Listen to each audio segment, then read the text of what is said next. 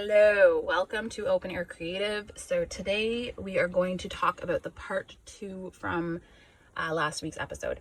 So this is where last week we were talking about other connections that had came in after the people that I had personally lost in my life were showing up and then guided me to other spirits showing up for me. So today I want to talk about one specific experience that happened that felt pretty profound. And this is going to be a connection that we're going to dive into further because I'm actually going to be doing interviews with the person that I was guided to deliver the message to. So bringing this back in we'll start with 2024. So in 2024, at the beginning of the summer, I was hanging out in PEI at these specific little area that I kind of hang out at a fair bit in PEI. And I was in a meditation and this man shows up out of nowhere, very vividly. I can still very, very clearly see him. He was wearing blue swim trunks, no shirt, black flip-flops, and a kind of more mid-length, shaggy, frizzy style, like long hair. And so he showed up very clearly. And I was like, what the F is this? Because it was super clear. And again, on the left side. And I'm not sure, I don't know yet what the connection is for me, whether they show up on the left side or the right side. I've heard that will be made known to me in the future, but right now I honestly don't know what that means. I know for some mediums out there, they understand that, certain sides can be, whether it's the mother's side or the father's side, or where they're stacked might be where the generations come in or whatever. I don't know what they mean for me personally. I don't know if it's supposed to be all the same or not. I feel like there's something different for why they show up on which side, but this man very clearly showed up on this side, and he was younger-ish. Like, he wasn't a teenager, but he was younger. So he showed up, and then he showed up a few other times as well. And when he showed up, he said, "Speak about me as often as you can." And I was like, what does that mean? Like, now I'm talking to him because now I've already been told to ask him questions. So I'm like, what does that mean? Like, what am I, to who? And he's like, just talk about me. I was like, okay. So I heard that. And then whenever he would show up, he would just be like, talk about me. Frick, like, I'm supposed to just talk about you to whoever? This doesn't make any sense. I'm gonna sound crazy. Like, I can't just walk up to random people and talk about this man who showed up with no shirt on and blue swim trunks. Like, what is this? So I decided that I was gonna bring it up as often as I could, but when I was in situations where that made sense. I was obviously not just gonna walk up to random people and just be like, hey, this man showed up. Like, that was just insane. So I feel like there was this compromise that was happening there, but it all worked out in the end.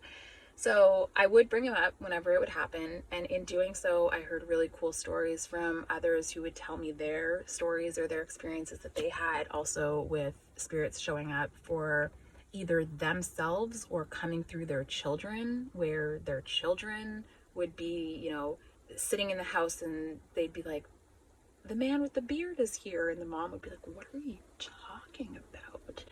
And so there'd be moments like this that then we ended up in great conversations about different things that the children were seeing or different things that they saw and they experienced as well. And so talking about him amplified us to be able to talk about different connections, which was really cool actually. And I would love to eventually get some of these people on to tell those stories as well. And that's basically the whole point of wanting to have these conversations more often, is to get other people to hear how this all starts to show up so you guys can feel stronger in the connections that are showing up for you.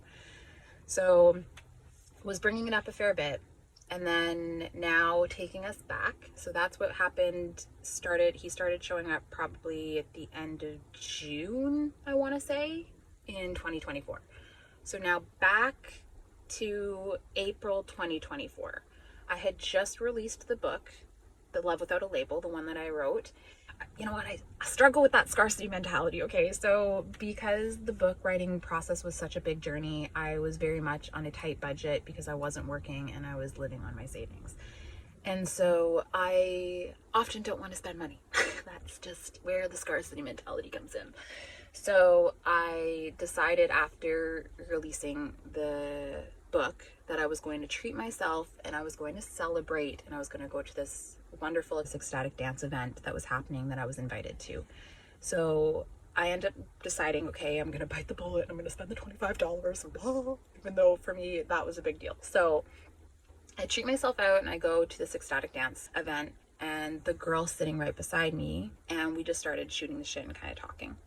So now I'm at that, like, okay, this is an awkward place to self-promote, but I'm also being told I need to self-promote because promoting your book after you've worked so hard on writing a book is a huge deal, and so you have to get over that, and that's a whole other thing. But anyways, I was getting a bit more confident, and in that moment was like, talk about your book. So I shared a little bit about the fact that I had just written a book, and I guess some of the things that I had shared sounded very like familiar to her. And she looks at me and she's like, were you by chance at Future Forest last year? And I was, which is also a really hilarious story because I went the year previously to this festival called Future Forest. I didn't know what this event or this festival was. I genuinely thought that going to a festival called Future Forest, it was going to be like a big hippy dippy, like yoga festival with crystal singing bowls and sage and all this like beautiful hippy dippy stuff. And we were just going to be in the forest. But little did I know that it's actually a 4-day EDM music festival. So the girl who likes to sleep in quiet definitely did not have that for 4 days when my friend treated me to this festival event. So it was a gift that she had gave me. So we went, we had a fun time. And in that, they did have awesome workshops throughout the day. And we went to this grief workshop, and I had, I guess, told a similar story. And this girl, Isabel, we'll say her name because we are going to do an interview with her, and she's going to be doing some co-work with me on this podcast in the future. So Isabel was sitting beside me, and I shared that a similar thing that I must have shared at the festival. And she was like, were you by chance at Future Forest last year? Yeah, I was actually. Just like, oh my God, I remember you talking about something like this. We thought that was hilarious, kind of hit it off, and then danced, had fun, all that jazz. I think we did exchange social media contact, but we hadn't actually reached out with each other or anything. Then a couple weeks later, I was doing a vendor event to, again, promote the book. And she shows up and sees me and was like, this is hilarious. And then tells me that she was in a conversation with her sister and her sister's boyfriend, even a couple days before. And she's like, this is hilarious. She's like, so I was talking about the experience with you. And she's like that, you know, I met this girl, she lives in her van, and met her at Future Forest, like all this kind of stuff, and brings me up and never mentioned my name. And the boyfriend then goes, I think I know who that is. Is it Jev? And then it turns out that the place that I actually built my van out on was this man. So my friend and his brother, I built my van out on their property and used their tools. And so it was very much like one of those, like, this is the small world kind of thing. So he knew who she was talking about. And then it just felt like we were kept being like sent to each other to connect further and further. So we had planned at that point to meet up later on in the summer. We were going to get together and chat about stuff. I usually park near where her mom's house was, and she lost her father in December of 2019 and her mother 4 months later. So that family was going through a lot of grief as well. And I think that that's also, or now I would say, I know that that's also why we were being called to each other, was because there's a lot of similarities in the story. So then we had planned to kind of meet up throughout the summer. It didn't happen, just life got busy. It didn't work out.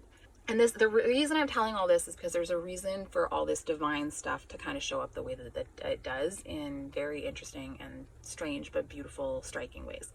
So then in October, I had already left the island at this point, and I was staying with another friend. And out of nowhere, one of my friends on the island wanted to have lunch with me. And she was like, I'll pay for your gas and your bridge fee to come back to the island and have lunch together. It's very, very rare for somebody to offer to spend, I think, almost like $125 for the bridge fee and the gas to get a friend over just to have a lunch date.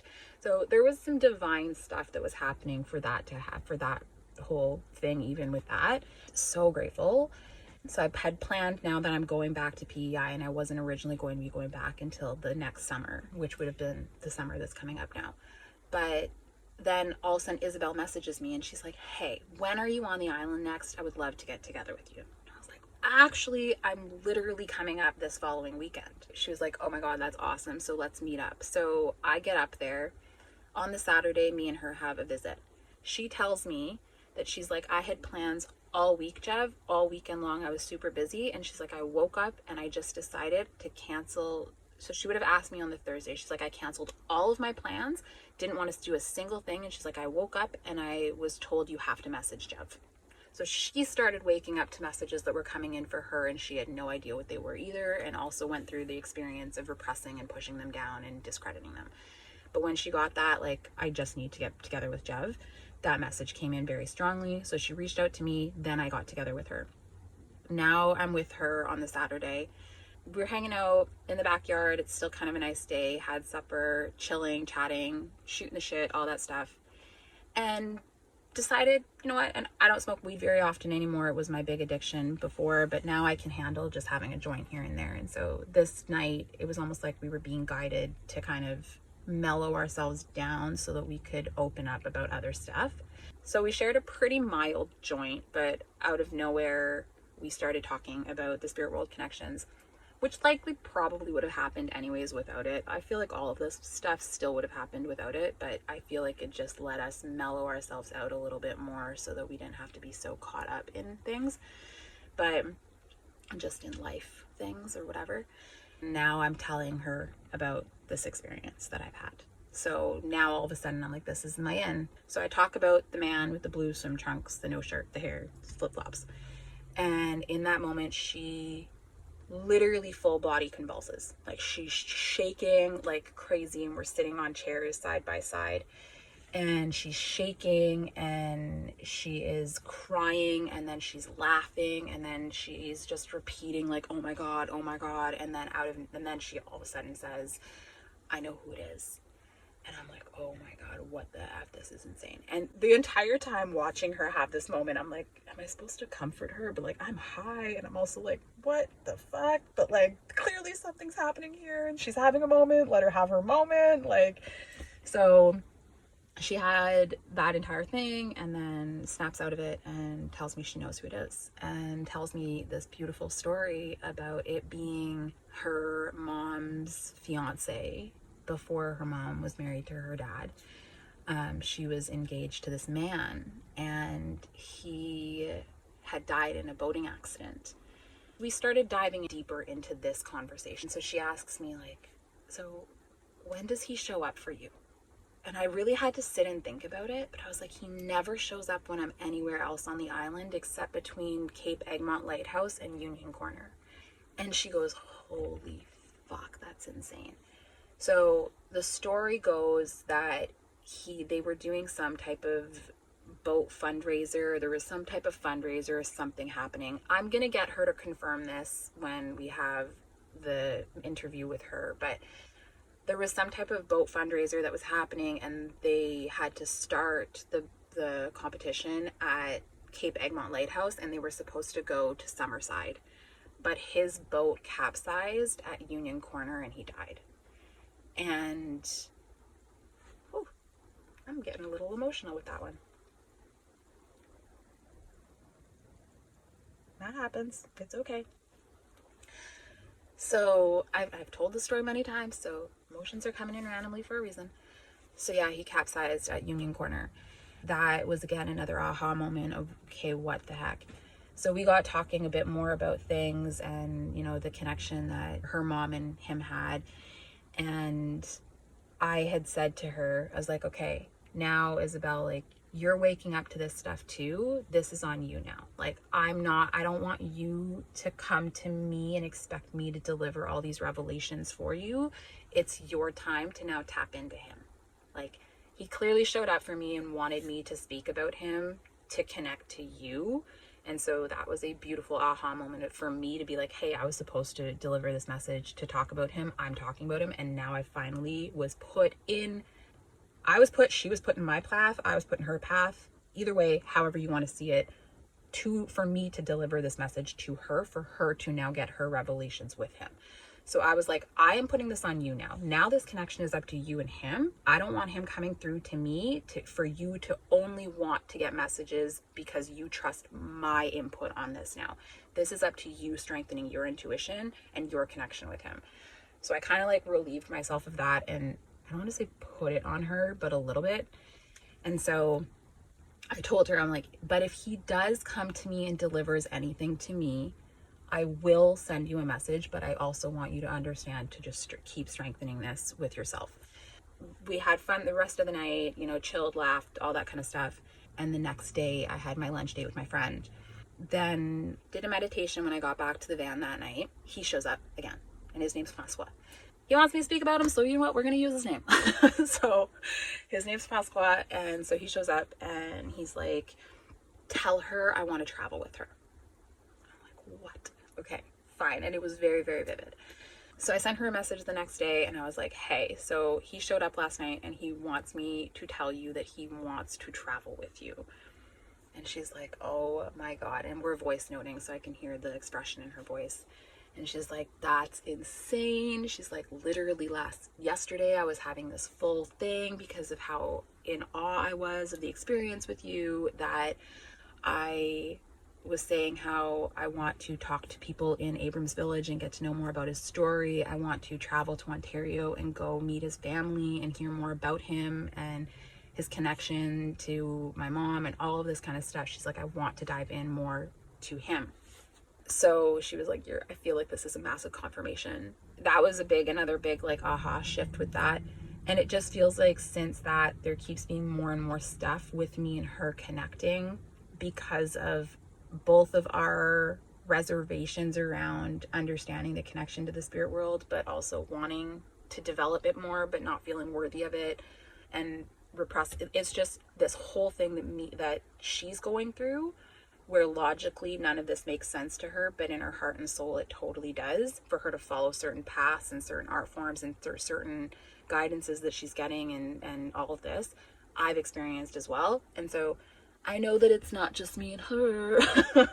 I know there's so many more people that go through this, because I've also heard other people's stories that are kind of similar to these, obviously not exactly like this. So that's why I'm telling these stories, is because I want people to understand how it might feel really weird, but there is a reason for this. And so if you're getting people that are showing up and you don't know who to deliver it to, please just trust that it might not be like somebody's going to send you a message for you to then deliver it right away the next day. This might take some time. This is how the divine workings of all of this happen. And it's fascinating and it trips me the F out, but I find it so beautiful. And the connection and the energy that me and Isabel are feeling with similar things around this is just really profound. And so I really want others to know that you are so valid of feeling weird in all of this if you're experiencing similar as well. And so just keep going with it and just trust and develop your intuition more and more. So that's another little story just to give an example of what is happening right now and what I'm going through currently with these shifts happening with me. And who knows how strong this will all get. I still don't think that I'm the type of person that can all of a sudden just chat with somebody and be like, I'm going to channel whoever, I'm going to be able to tap in right away to whoever is coming in and tell you all these beautiful messages. I think they're going to show up to me when they want to show up to me, and they're going to deliver things to people when they want to deliver things to people. And I'm not really going to be straight up channeling. That also could be just another form of me repressing gifts because I don't totally feel freaking worthy of it yet. But I know that I am, but I'm still just working through it. So this might all get stronger for me in the future. It might not. It might just be what it is for now. But I also know that that's not the case, and it's going to get stronger because it's been getting stronger. So again, if you're going through similar, please, please, please, please trust it and know that you are so worthy of it. And the guidance that is coming through is for revelations for yourself, revelations for others.